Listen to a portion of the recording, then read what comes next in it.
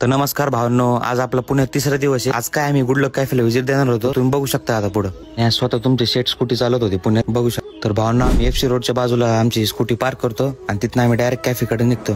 तर भावांनो, आहे तो कॅफे पुण्यातला सगळ्यात सुप्रसिद्ध कॅफे आणि भावांनो, या कॅफेत बन मस्का चाय फेमस आहे, तर आम्ही ते ऑर्डर करतो। भावांनो, आमची ऑर्डर आली असती, मी सगळ्यात आधी यांचा चहा टेस्ट करून बघतो।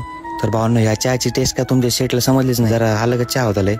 तर भावांनो, मग आम्हाला रात्री जिमला जायचं असतं, तर वकील साहेबांनी तुमच्या शेटला की आम्ही स्कूटीवर निघतो जिमकडे। तर भावांनो, आम्ही जिम मध्ये आल्यावर आमची स्कूटी वगैरे पार्क करतो आणि आता आम्ही डायरेक्ट जिमच्या आतमध्ये जाणार आहे। तर भावांनो, आम्ही जिमच्या लॉकर सेक्शन मध्ये येतो, तुम्ही बघू शकता ते वकील साहेब शूज वगैरे काढते आता। त्यानंतर आपले वकील साहेब लगे शूज वगैरे घालून घेतात त्यांचे आणि मी व्हिडिओ काढतो। भावांनो, जिम मध्ये ते फिल्टर असतात, मी त्यात लगे पाणी वगैरे भरून घेतो।